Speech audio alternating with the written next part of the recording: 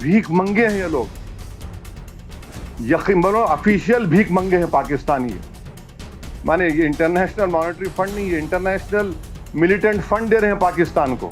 वैसे है, जर्मनी है, जापान है, ये कैसा है लोग इसको अग्री कर रहे हैं, जबकि हमारी ज़मीन पर, हमारे घरों पर, हमारे सिपाहियों पर हमले हो रहे हैं और इनको 1 बिलियन क्या है का लोन मिला रहा है। भारत और पाकिस्तान के बीच सीमा पर जोरदार फायरिंग चल रही है।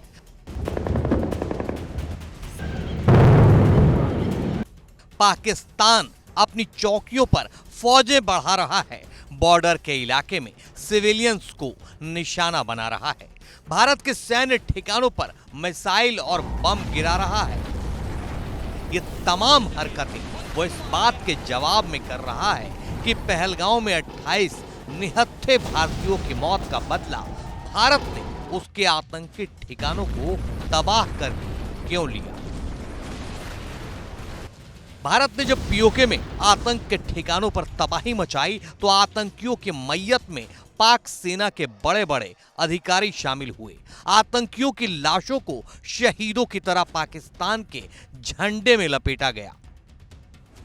पाकिस्तान की ये नापाक हरकत पूरी दुनिया ने देखी और ऐसे हालात में भी आईएमएफ ने उसे $1 अरब का कर्ज दे दिया। तो किसी भी हिंदुस्तानी का गुस्सा होना लाजमी है। ओवैसी तो वैसे भी पाकिस्तानियों को नहीं बख्शते। भीख मंगे हैं ये लोग, यकीन मानो ऑफिशियल भीख मंगे हैं पाकिस्तानी। आईएमएफ से लोन ले रहे जाके $1 बिलियन का। आप 75 साल से आपने क्या किया? किसने आपको मजबूर किया आईएमएफ का लोन लेने के लिए? और अफसोस की बात यह है कि आईएमएफ का लोन ले रहे हैं और ये इंटरनेशनल, मेरे को माने ये इंटरनेशनल मॉनेटरी फंड नहीं, ये इंटरनेशनल मिलिटेंट फंड दे रहे हैं पाकिस्तान को। असदुद्दीन ओवैसी ने न सिर्फ पाकिस्तान को आईएमएफ से मिले फंड को मिलिटेंट फंड बताया, बल्कि उन तमाम बड़े मुल्कों के फैसले पर भी सवाल उठाया जिन्होंने पाकिस्तान को मिलने वाली इस मदद पर अपनी मुहर लगाई है। उसमें अमेरिका और जापान जैसे बड़े देश भी शामिल हैं। इस्तेमाल करेंगे। अब आप देखिए, ये यूएसए है, जर्मनी है, जापान है, ये कैसा है लोग इसको अग्री कर रहे हैं, जबकि हमारी ज़मीन पर, हमारे घरों पर, हमारे सिपाहियों पर हमले हो रहे हैं और इनको 1 बिलियन क्या है का लोन मिला रहा है। तुम हुकूमत, तुम चलाना तो दूर की बात, तुमको इकोनॉमी चलाना नहीं आता तुम्हारे को।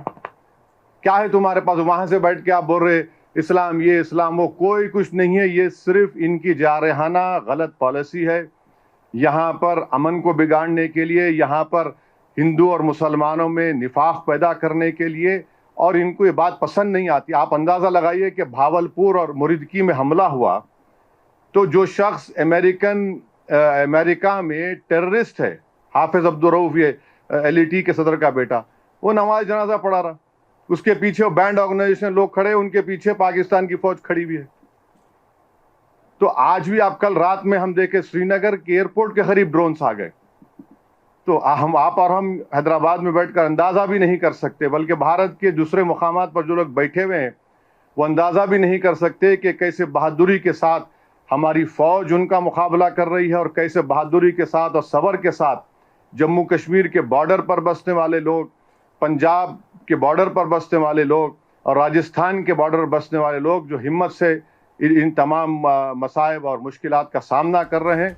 ओवैसी ने न सिर्फ आईएमएफ से पाकिस्तान को मिले $1 अरब के फंड पर सवाल उठाया, बल्कि इस्लाम के लिहाज से भी पाकिस्तानियों को उनकी नापाक हरकतों के लिए आईना दिखाया। कि हमारे रसूल सल्लल्लाहु अलैहि वसल्लम ने हमको ये तालीम दी कि तुम किसी से जंग मत करो।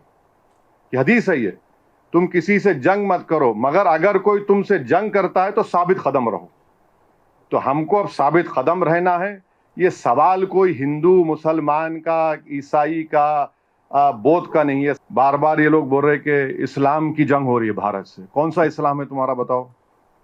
20 करोड़ मुसलमान भारत में रहते हैं और हनफी फ़िक़्ह का पूरी दुनिया का सबसे मशहूर आलिम दीन मौलाना खालिद सैफुल्लाह रहमानी हैदराबाद में रहते हैं। सबसे बड़ा आलिम है, फ़कीहुल असर कहते हैं उनको। आप कहते हैं इस्लाम की बात करते हैं, फिर आपने ईरानियन आउटपोस्ट पे गोलियां चलाई तो वहां शीशा पिला हुई दीवार भूल गए। ज़िक़ात का महीना, ज़िलहिज्जा का महीना, मुहर्रम का महीना, तो ये तो हुर्मत के महीने, आप हमला कर ही नहीं सकते। आप तो इस्लाम का परचम लेकर जो झूठे दावे करते, तो आपने हमला किया और आपने पूंछ में 14 लोगों की जो मौत हुई उसमें 4 मासूम 10 साल की उम्र के मुस्लिम बच्चे थे। हुर्मत के महीने में आप हमला कर रहे हैं। अब मेरे बोलने के बाद बोलेंगे नहीं नहीं हम दिफा में कर रहे हैं। अरे 75 साल से तुम दिफा कर रहे हो। यहां पर लुम्बिनी पार, गोकुल चाट में जो हमले हुए वो क्या थे बताइए? कलमा पढ़ो, तुम हिंदू हो या मुसलमान, गोली मारेंगे। माने जो लोग बच गए वो जिंदगी भर का जख्म अपने साथ लेके जिएंगे वो लोग। अब होते कौन है करने वाले? ये इस्लाम और एक नाम लेकर एक जंग नहीं कर रहे हैं, ये सिर्फ भारत को हमेशा परेशान करने के लिए 75 साल से हरकतें कर रहे हैं। जो शरीर थे वो तोड़े मुल्क को, जो अमन पसंद थे उस मुल्क में रह गए। तो इनका ये बार बार इस्लाम इस्लाम, तुम्हारे पास क्या है बाबा? हमारे पास अल्लाह के रसूल सल्लल्लाहु अलैहि वसल्लम का आशिक अहमद रजा यहाँ पर है, हमारे पास ख्वाजा हिंदल वली है,